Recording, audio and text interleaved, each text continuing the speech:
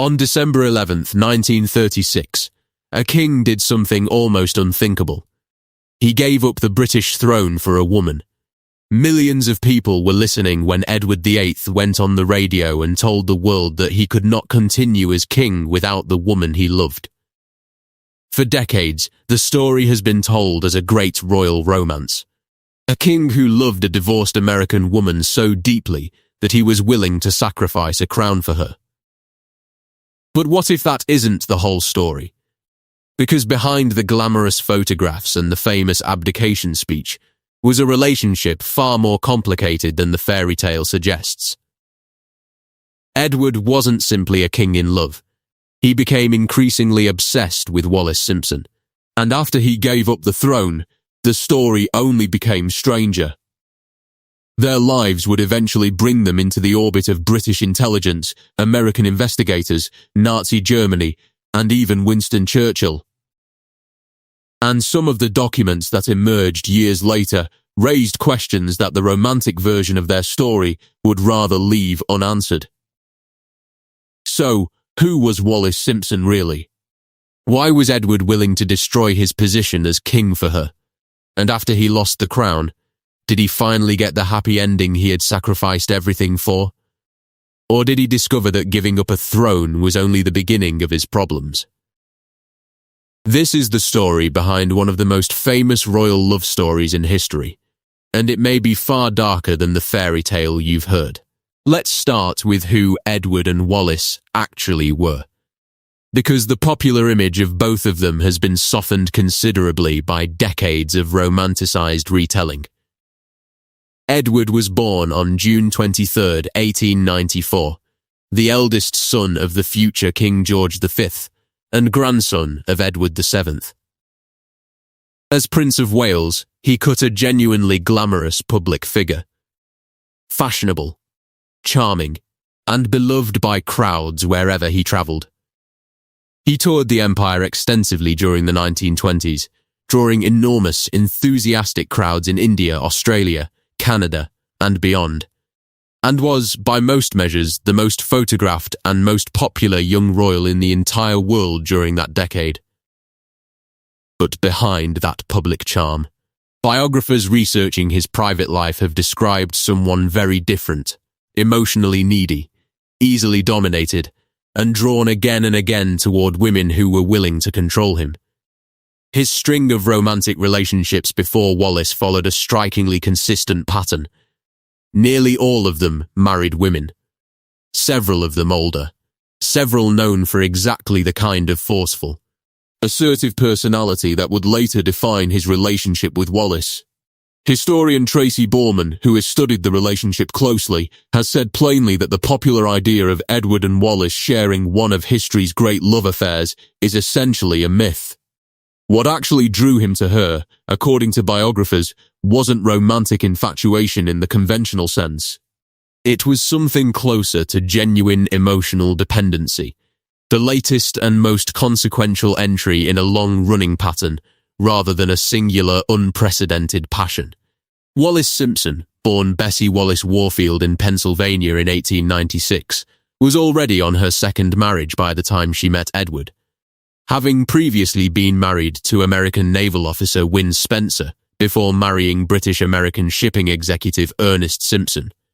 She was not, by most contemporary accounts, an obvious romantic ideal. Fashion photographer Cecil Beaton, who photographed her own wedding to Edward, later wrote candidly that he didn't believe she was in love with her new husband at all. Biographer James Pope Hennessy, who met her directly, described her in his own private journal as one of the oddest women he'd ever encountered. What she did have, by nearly every account, was a sharp tongue and an unusual willingness to talk to Edward exactly as an equal, without the deference nearly everyone else in his life had always shown him.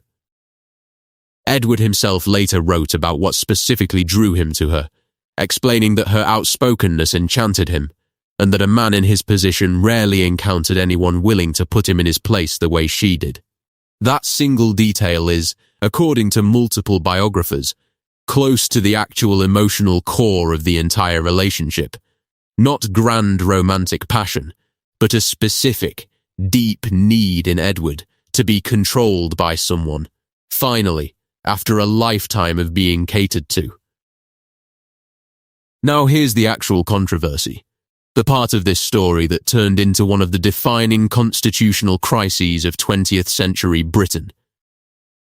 By the time Edward became king in January 1936, following the death of his father, his relationship with Wallis, still legally married to Ernest Simpson at the time, was already an open secret among the British aristocracy and international press, even though British newspapers themselves maintained an unusual deliberate silence about it for months. Wallis obtained a decree of divorce from Ernest Simpson in October 1936, clearing the way, in theory, for her to eventually marry the king. But British law, tradition, and the Church of England, which the monarch headed as its supreme governor, all considered marriage to a twice-divorced woman entirely unacceptable for a reigning king. Edward was given a stark choice by Prime Minister Stanley Baldwin and the government: give up Wallis, or give up the throne. There was, notably, no available option of a morganatic marriage, a marriage in which Wallis would become his wife, but not queen, because the government and the leaders of the Commonwealth dominions flatly rejected that compromise as well. Newly declassified archives released by the British government in 2003 revealed just how seriously Edward initially resisted giving up either option. He reportedly wanted to make his own direct radio appeal to the British public, asking for their support in letting him marry Wallis while remaining king, a plan Baldwin firmly blocked after consulting his cabinet and the governments of Canada, Australia, South Africa, and New Zealand, all of whom made clear they would not accept the marriage either. Canada's own Governor-General at the time, John Buchan, described his country's stance to Baldwin in strikingly blunt terms, characterizing Canadians as puritanical and deeply committed to Victorian standards of behaviour that made a twice-divorced queen simply unthinkable. Edward chose Wallis. On December 10, 1936, he signed the instrument of abdication, and the following evening, in a radio broadcast partly revised by Winston Churchill, he told the world he had found it impossible to carry the heavy burden of his responsibilities without the help and support of the woman he loved. That's the version of events most people already know. Here's the part that complicates it significantly. According to biographer Anna Pasternak, Wallis herself did not actually support the idea of Edward abdicating at all. By her account, Wallis offered to withdraw from the relationship entirely and leave England rather than let the crisis destroy the monarchy. But Edward convinced her that abdication was genuinely his own wish, not something she was forcing on him. If that account is accurate, it upends a huge part of the popular narrative. The story isn't really about a scheming woman who lured a king off his throne. It's closer to the story of a deeply insecure man who talked himself, and possibly talked her, into believing that giving up the crown was the only real proof of how much he loved her. So how did Wallis actually respond to all of this in real time? Not, according to the historical record, with the triumphant satisfaction of a woman who'd just won a king. She became one of the most publicly hated women in England almost overnight, receiving what biographers describe as stacks of genuine hate mail and threats, constantly pursued by the press, effectively shunned by British society for the rest of her life. When the couple finally married on June 3, 1937, at the Château de Cannes in France, almost no one from the royal family attended, and the Church of England clergyman who agreed to perform the ceremony, Reverend R. Anderson Jardine, was shunned so severely by his own church back in England that he eventually left the country and relocated to America entirely. Now let's talk about the real facts of what this marriage actually looked like once the dust settled. Because the years that followed reveal a relationship that was, by nearly every documented account, far more complicated and considerably less romantic than the abdication speech suggested. According to Anne Seber's widely respected biography, That Woman, The Life of Wallis Simpson, Duchess of Windsor, Wallis struggled throughout the marriage with Edward's intense, demanding personality. Biographer Tracy Borman went further, describing Edward as genuinely obsessive and suffocating in his devotion to her. Not the steady, confident partnership of two equals, but something closer to an all-consuming fixation that Wallis, by multiple accounts, found genuinely difficult to bear. He was fascinated with American culture generally, and with Wallis specifically to an almost performative degree, reportedly practicing an American accent and having clothes shipped over from the United States, behavior that had appalled his own father, King George V, even before the relationship became public. There's also compelling documentary evidence that Wallis's own emotional attachments during this period weren't entirely, or even primarily, focused on Edward at all. Andrew Morton's biography of Wallis describes her ongoing, apparently unresolved feelings for Herman Rogers, a wealthy American friend she'd known for years, describing him as the one genuinely true love of her life, even though he remained married to someone else throughout. Morton's research also uncovered a startling detail from just 2 days before her wedding to Edward, an account suggesting Wallis had attempted to seduce another man entirely, in what Morton frames as a kind of last desperate reach toward an escape she never actually took. And letters uncovered by Seba, exchanged between Wallis and her first ex-husband Ernest Simpson long after she'd already become involved with Edward, reveal what Seba describes as genuine sorrow on Wallis's part over losing that earlier marriage. Wallis reportedly referred to it, achingly, as the grave of everything that had once been us. Put together, that body of evidence paints a genuinely uncomfortable picture. A king who gave up his entire kingdom for a woman whose own private letters and biographers' research suggest her heart may never have fully belonged to him in the way the public story demanded. Whether or not that's the complete truth. And it's genuinely difficult to know with total certainty. Given how much of both their public and private personas was carefully managed, it's a substantially different story than the one usually told. Now let's get into the part of this story that's genuinely the most serious and the most disturbing, the allegations that Edward and Wallis maintained sympathetic ties to Nazi Germany, both before and during the Second World War. In October 1937, just 4 months after their wedding, the newly styled Duke and Duchess of Windsor travelled to Germany, against the explicit objections of the British government. During that trip, they met personally with Adolf Hitler. Official explanations at the time framed the visit as a tour focused on housing and labour conditions, a long-standing interest of Edward's. But his own private secretary later suggested a second, more personal motivation, using the trip to showcase Wallis publicly, since she had been denied the title of Her Royal Highness and remained shunned within official royal circles back home. That trip alone would have been damaging enough. But what followed was considerably more serious.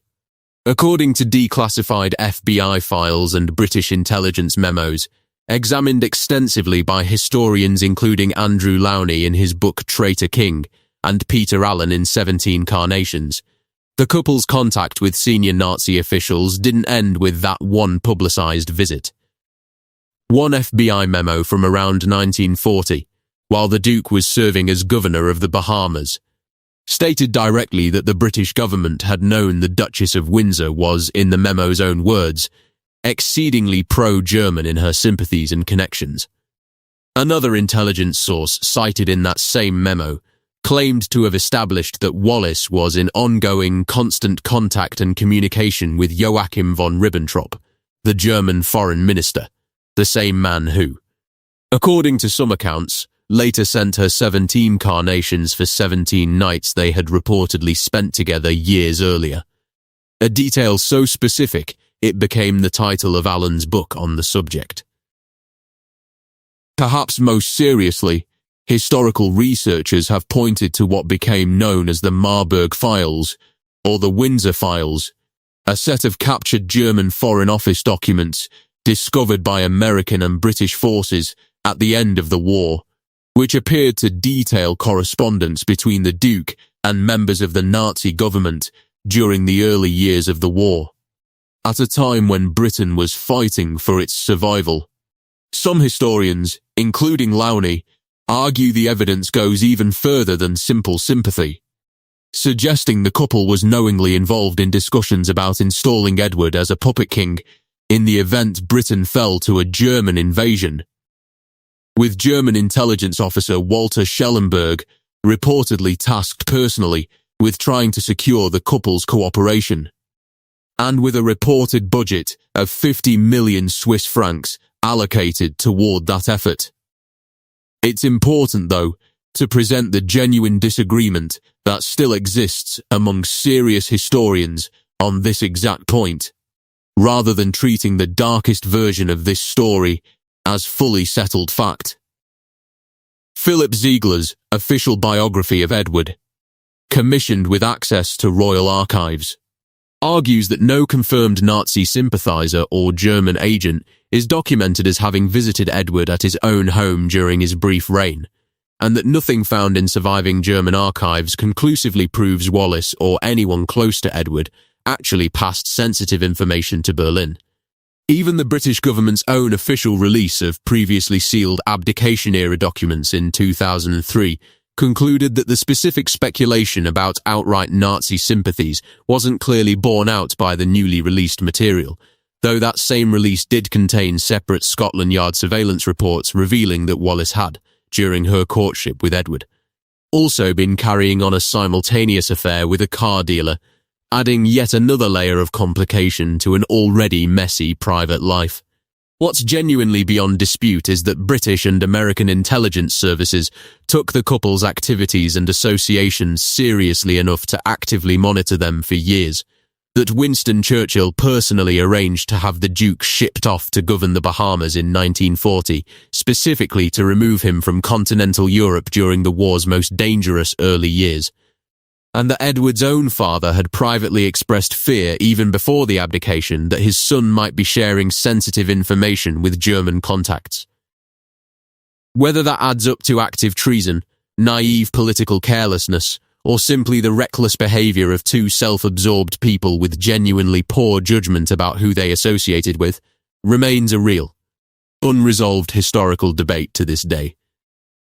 So let's step back and actually analyse what this entire saga reveals, because there's a consistent pattern running through nearly every part of it. The first thing worth understanding is how thoroughly the popular great love story framing has obscured what was, by most serious biographical accounts, a relationship built on a very specific, mutual dysfunction rather than equal, healthy devotion. Edward needed to be controlled, and needed someone who would put him in his place after a lifetime of unearned deference. Wallis, whatever her genuine feelings toward him actually were, found herself trapped in an impossible position once the crisis became public. Publicly reviled, professionally and socially ruined, and, according to her own private correspondence, still processing genuine grief over an earlier marriage, even as she stood at the altar with the man the entire world believed she'd manipulated into giving up his crown for her.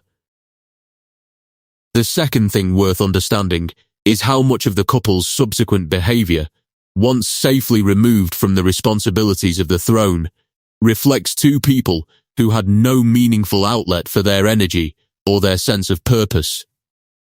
Multiple biographers describe the post-abdication Windsors as increasingly obsessed with their own appearance, their social standing, and maintaining a lavish, glamorous lifestyle, having lost the actual sense of mission and duty that came with royal responsibility. That vacuum, some historians argue, may help explain why they proved so vulnerable to flattering attention from figures like Ribbentrop and the Nazi regime more broadly, at a moment in European history when good judgment about exactly that kind of attention mattered more than almost anything else. And the third thing worth understanding is just how differently history judges the same set of documented facts, depending on which biographer, which archive, and which era of declassification you're looking at.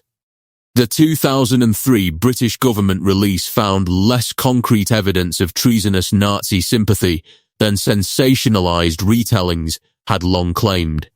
Andrew Lowney's more recent, extensively researched work argues the opposite, pointing toward a genuinely active, ongoing relationship between the couple and senior Nazi officials that persisted well into the war.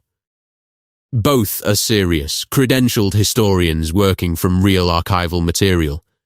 The honest conclusion, even now, nearly 90 years after the abdication itself, is that we still don't have full, unambiguous certainty about exactly how far the couple's German sympathies actually went. Now, in fairness to Edward's actual record, it's worth acknowledging what there is to acknowledge. As Prince of Wales, before any of this scandal, he was genuinely one of the most popular and recognisable royals in the world, credited with modernising the public image of the monarchy through his charm, his willingness to engage directly with ordinary people, and his interest in social issues like housing and labour conditions that most of his royal predecessors had shown little interest in at all. His brief reign as king lasted less than a year, giving him almost no real opportunity to leave a substantive governing legacy one way or the other. And whatever the full truth of his wartime associations, he did ultimately accept and carry out his post as governor of the Bahamas for 5 years during the war, a role Wallis herself filled partly through legitimate Red Cross work, rather than the far worse fate some historians speculate the Nazi regime may genuinely have hoped for him. After the war ended, the couple settled into a long, largely ceremonial exile, splitting their time primarily between Paris and the French Riviera, never permitted to return to genuine royal life in Britain, and never fully accepted back into the family's good graces, even decades later. They became fixtures of an international celebrity circuit, built almost entirely around their own fame and glamour rather than any substantive purpose, closely tracked by fashion photographers and gossip columnists for the rest of their lives. Edward published his own memoir, A King's Story, in 1951, offering his side of events, and maintained until the end of his life that he never once regretted the abdication, insisting that giving up the throne had made him genuinely happy. Whether that persistent, decades-long insistence reflects real contentment, or simply the same instinct for narrative control that shaped his original abdication speech, is difficult to say with any certainty from the outside. So what's the bigger lesson buried in this story? The thing that makes it worth revisiting nearly a century later? The first lesson is about how thoroughly a carefully worded speech can rewrite public memory. Edward's abdication address, partly polished by Churchill himself, framed an act driven substantially by personal insecurity and emotional dependency as a noble, self-sacrificing act of romantic devotion. That framing worked remarkably well, and remarkably durably. The greatest love story of the 20th century label has stuck to this marriage for the better part of 90 years, even as biographer after biographer has quietly complicated nearly every element of it using the couple's own private letters and contemporaries' direct observations. The second lesson is about the real danger of unchecked, purposeless privilege. Once removed from any genuine sense of duty or responsibility, both Edward and Wallis, by multiple credible accounts, drifted toward increasingly self-absorbed, image-obsessed lives, and, according to serious historical researchers, toward genuinely dangerous political associations that a monarch still bound by real duty and real accountability would likely never have risked in quite the same way. The third lesson is about how difficult full historical truth actually is to pin down, even with declassified government files and dedicated biographers spending entire careers on a single relationship. Nearly 90 years later, serious historians still disagree meaningfully about how far Edward and Wallis's wartime sympathies actually extended. That's worth remembering any time a historical story gets flattened into a simple, satisfying narrative, whether that's the sanitized great love story version or the fully sensationalized Traitor King version. The documented truth, as usual, sits somewhere in the genuinely messy, still debated middle. And the fourth lesson is about the real cost of choosing someone who may never have fully chosen you back in the same way. Whatever Edward believed he was getting when he gave up an empire for Wallis Simpson, the biographical record, her grief over her first marriage, her enduring feelings for another man, her own biographer's genuine uncertainty about whether she ever really loved him at all, suggests a profound, aching asymmetry sitting right at the center of the whole affair. He gave up everything. The historical record raises real, serious doubt about whether she ever gave him what he believed he was getting in return. There's a fifth lesson worth naming too, about how thoroughly a public institution can close ranks around a scandal once the immediate crisis has passed. The Church of England shunned the vicar who married them. The royal family withheld the title of Her Royal Highness from Wallis for the rest of her life, a slight both she and Edward reportedly found deeply, lastingly painful. Nearly every branch of the British establishment that had been forced to accommodate the abdication in the moment spent the following decades quietly making clear that accommodation had never meant acceptance. That kind of institutional memory, holding a grudge across generations long after the individuals directly involved have died, says something about how seriously monarchies and their surrounding institutions can treat a single, deeply personal decision as a lasting threat to their own stability and legitimacy. So where does that leave the truth about Edward VIII's marriage to Wallis Simpson? It leaves us with 35 years of marriage, ending only with Edward's death in 1972. That outlasted the initial scandal by decades, even as the underlying dynamics that created that scandal in the first place, his need to be controlled, her uncertain and possibly divided affections, both of their apparent susceptibility to flattery and grand gestures, appear to have never fully resolved. It leaves us with a genuinely serious, still unsettled historical question about wartime loyalty that nearly cost Britain far more than an uncomfortable royal scandal, at the worst possible moment in the country's modern history. And it leaves us with a story that Britain has spent nearly 90 years telling itself as an uncomplicated romance when the actual documented record, pieced together from private letters, biographers' research, and slowly declassified intelligence files, tells something far stranger, far sadder, and far more genuinely consequential than any fairy tale ever could. Thanks for watching. If this changed how you think about the greatest love story of the 20th century, or about how history gets simplified the further we get from the people who actually lived it, let me know in the comments, and don't forget to subscribe for more stories that go beyond the headline.